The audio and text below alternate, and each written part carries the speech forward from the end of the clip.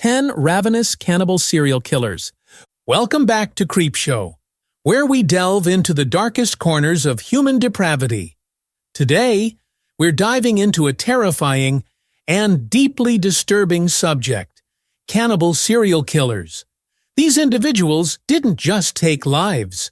They feasted on their victims, crossing a line that even other murderers rarely dare to approach. Cannibalism is perhaps the ultimate taboo, and these killers made it their gruesome trademark.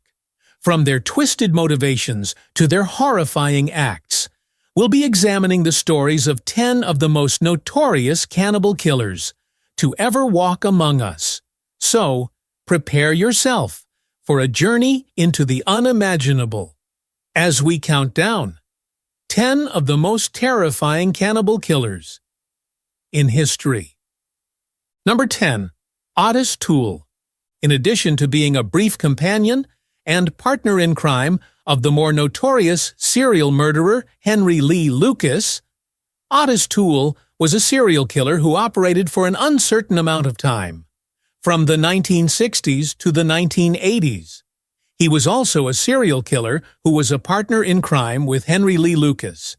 In spite of the fact that Ottis told numerous wild tales of homicide, which made it difficult to identify which murders were true and which were not, it is thought that he committed his first murder when he was just 14 years old. The two stalked and tormented Florida, which led to Toole being dubbed the Jacksonville Cannibal. He asserts that he has been responsible for the deaths of more than 100 people. During his childhood, Toole was raised in a chaotic and abusive family. He later claimed that he was raped and sexually assaulted by his sister and a neighbor. According to Toole, the most fascinating aspect of his youth was his grandmother, who he asserted was a member of the satanic religion. It would appear that Toole's grandmother had given him the nickname the Devil's Child, because she had exposed him to acts that were reportedly associated with Satanism, such as grave robbing and self-mutilation. Later on, he would confess to committing at least 108 murders in total, and he would drop indications concerning the satanic motive for his atrocities. Toole had an extremely low intelligence level, and he needed Lucas's assistance in order to continue his activities without being discovered. During their time together, it was revealed by Lucas that Toole would take his victims and cook them as a barbecue, with Lucas later telling that he wasn't a cannibal because he didn't like the taste of Toole's BBQ sauce. The two insane killers had a combined confession of hundreds of victims. As Toole went on his killing spree, it was stated that he enjoyed eating the ribs of his victims and drinking their blood. Lucas appeared to disapprove of this behavior at a later time. This is what Toole said in response to the question of whether or not he actually consumed human beings during an interview. "You look damn tasty. I would slit your throat and suck some of your blood if I had a knife in my possession." How is it that someone may reach such a level of wickedness as to wreak such a great deal of destruction? Even though Toole and Lucas provided a lot of information regarding their killings, we are still left seeking something more specific regarding the factors that lead a person to act in such a heinous manner. The reasons that Toole cannibalized his victims, despite the fact that it may appear to be impossible for the rest of us to comprehend, appear to be nothing more than because I could. He even stated at one point that he sometimes ate his victims in order to save money on groceries. There are numerous audio recordings of the two insane individuals discussing their cannibalistic methods over the phone, and these recordings can be found online. This represents the very definition of the phrase, "in cold blood." Number 9. Joachim Kroll. A largely unknown German serial murderer at the time, unleashed fear in Germany and claimed the lives of 14 individuals between February 8, 1955 and July 3, 1976. Kroll claimed there may have been additional victims that he simply forgot about. As a result of his bizarre and cannibalistic rampage, that lasted more than 20 years. Joachim Kroll would later become known as the Ruhr Hunter, the Duisburg Man-Eater, and the Ruhr Cannibal. In 1955, Kroll committed his first murder, stabbing and killing a 19-year-old German girl and then dismembering her body. When it comes to serial murder, it's important to remember there's typically a progression from being cautious, at first killing out of necessity, to becoming more twisted and violent as killers embrace their homicidal ways. But it appears that Kroll leaped in without a care in the world, as if his dark aspirations were so deep that he had the mind of a crazed butcher within him from birth, just waiting to be unleashed upon society. Kroll, however, didn't seem to care about anything. Unlike other cannibal murderers, Kroll would cannibalize practically all of his victims, ripping off chunks of their bodies to satisfy his hunger. Every victim was found naked, having been sexually assaulted after their deaths, and having parts of their skin removed. Kroll, like Toole, would later explain that his killings were motivated by his inability to buy food. He claimed that cannibalizing young children was the only meal he found to be truly fulfilling. After Kroll had killed a 4-year-old girl, the police were investigating the area when a neighbor informed them that a waste pipe had become clogged. When Kroll's neighbor asked what was causing the blockage, his response was disturbingly straightforward. Guts! The pipe was clogged with the girl's intestines. Upon entering Kroll's property, the police discovered a house of horrors. Among other grotesque discoveries, they found a severed hand frying in a pan of boiling water. Much like Toole, Kroll had an extremely low IQ, which ultimately led to his capture. He casually informed his neighbor that the community restroom upstairs was off-limits, because he had clogged the toilet with paper. It's believed Kroll was able to kill for such a long time without being captured, because the police thought they were chasing someone far more sophisticated, and they couldn't make sense of the strange and erratic actions they were encountering. Number 8. Andrei Chikatilo. Andrei Chikatilo, also known as the Butcher of Rostov, was a notorious serial murderer from the Soviet Union. His heinous killing rampage began in 1978 with the murder of 9-year-old Lena Zakotnova. This murderous spree grew into a reign of terror that would persist for more than a decade. His journey came to an end with one of the most spectacular events in post-Soviet Russia: the capture and prosecution of a monster who had stalked many countries in the former Soviet Union for decades. Searching along train stations for fresh meat, he could lure into the woods and kill. Chikatilo was a peculiar serial murderer, motivated by a raging hatred he harbored within, due to his inability to engage in sexual behaviors throughout his entire life. He was often unable to be intimate with his wife, and this frustration drove him to satisfy his twisted appetites through acts of rape, torture, and violence. Although Chikatilo came uncannily close to admitting to cannibalism during his trial and his confession to murdering 56 people, he ultimately backed down when it came time to confess to actually eating them. In 1981, Chikatilo came face-to-face with 17-year-old Larisa Tkachenko outside a public library. He overpowered her, wrestling her to the ground, then strangling her to death. He chewed off one of her nipples and desecrated her body. In addition to disemboweling many of his victims, Chikatilo would frequently remove the uterus from female victims, saying that he would nibble and chew on it, claiming he enjoyed the taste and feel of the organ. The uterus and the nipples were two of the body parts Chikatilo claimed a particular passion for, and many of his female victims were found without these organs. He even chewed off the tongue of one of his victims. Chikatilo's execution took place on February 16, 1994. It consisted of a single gunshot through his right ear. Number 7. Tamara Samsonova. Tamara Samsonova, also known as the Granny Ripper, was a serial killer born in Russia. She was a cruel cannibal, which is something you'd never imagine. In 2015, at the age of 68, a closed-circuit camera captured what appeared to be her transporting body parts in a black plastic bag. This footage led to her arrest for the suspected murder of her 79-year-old friend, Valentina Ulanova. Local police found Ulanova's body shortly after the video was filmed, her head severed, and her body abandoned in a nearby river.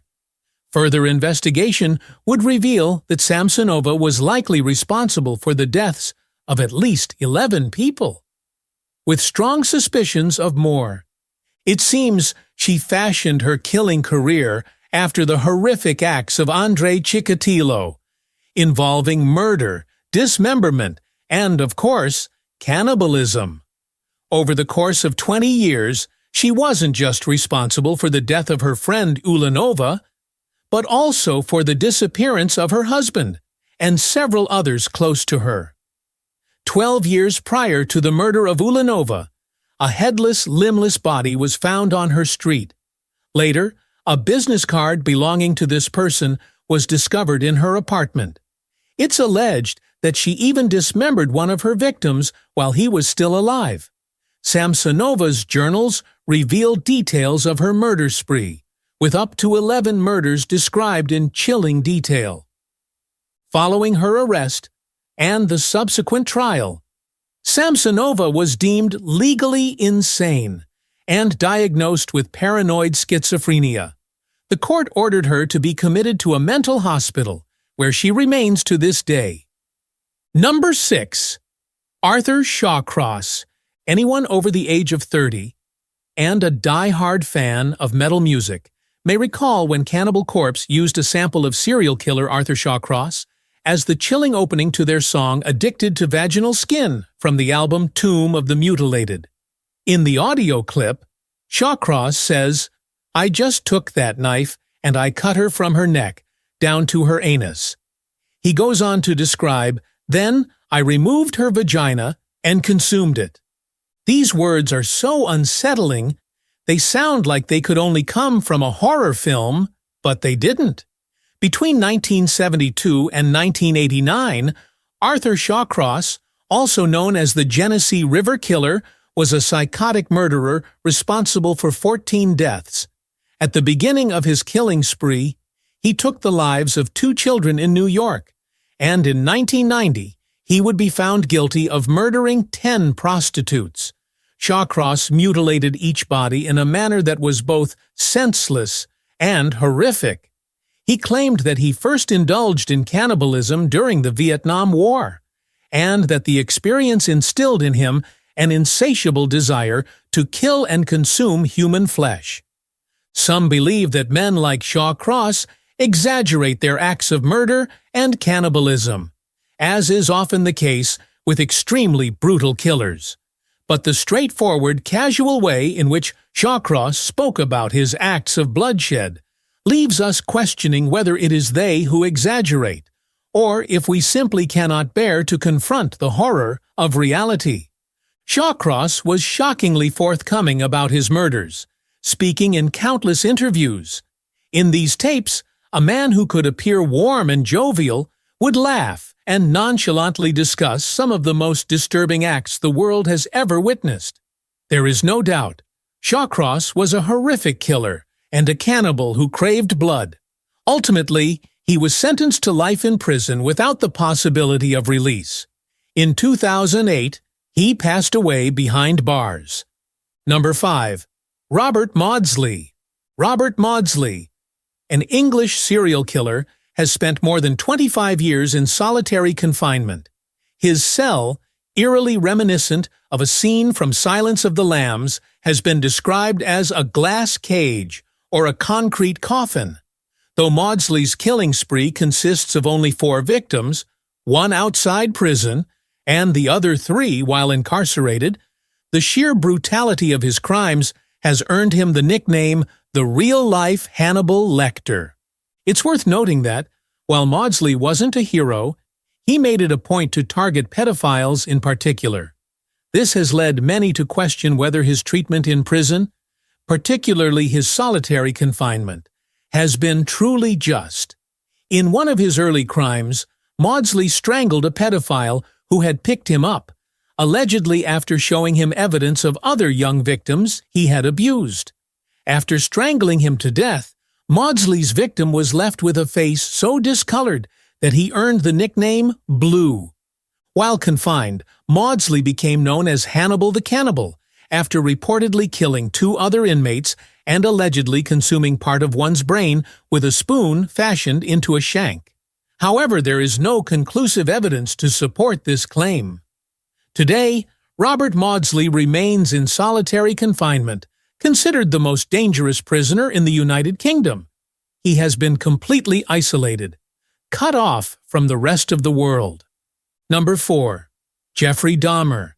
Jeffrey Dahmer, known as the Milwaukee Cannibal, is arguably the most notorious of all cannibal serial killers, and one of the most infamous murderers in history. His name has become synonymous with the term serial killer. Between 1978 and 1991, Dahmer was responsible for the deaths of 17 young men and boys. His method was horrifyingly consistent.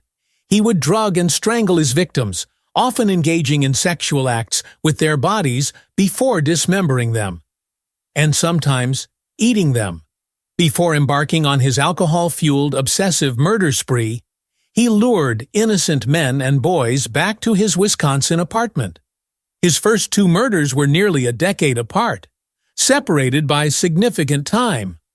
When the police finally entered Dahmer's apartment, they found a ghastly display: dismembered body parts, skeletal remains fashioned into furniture, photographs of deceased men, body parts stored in the refrigerator, and a now iconic blue barrel filled with hydrochloric acid intended to dissolve the remaining pieces of his victims.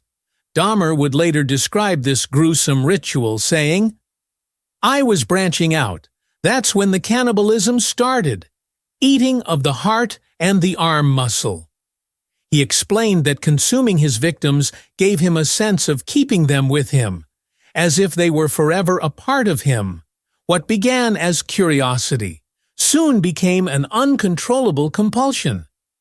During the search of his apartment, the police uncovered a decapitated head in his refrigerator, and 3 more in the freezer.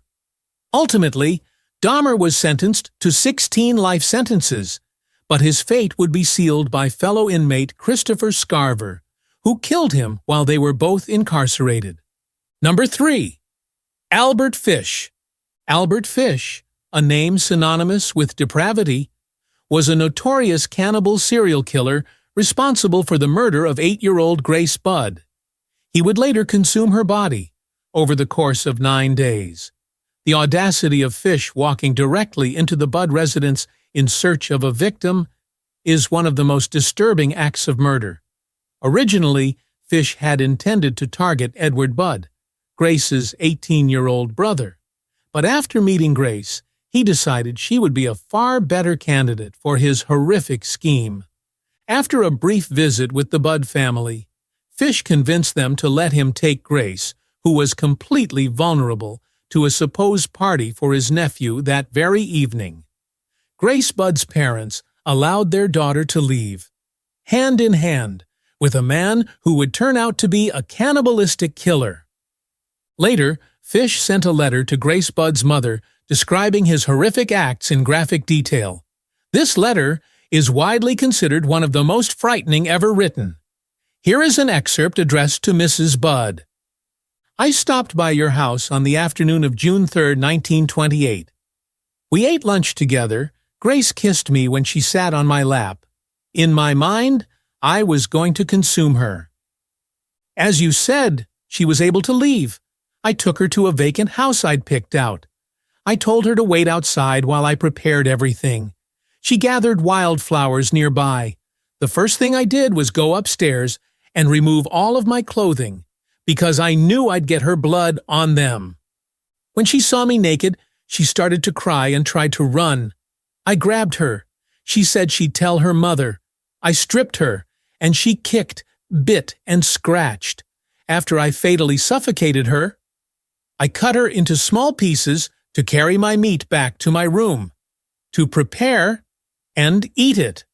Her small backside was baked in the oven. It was sweet and tender.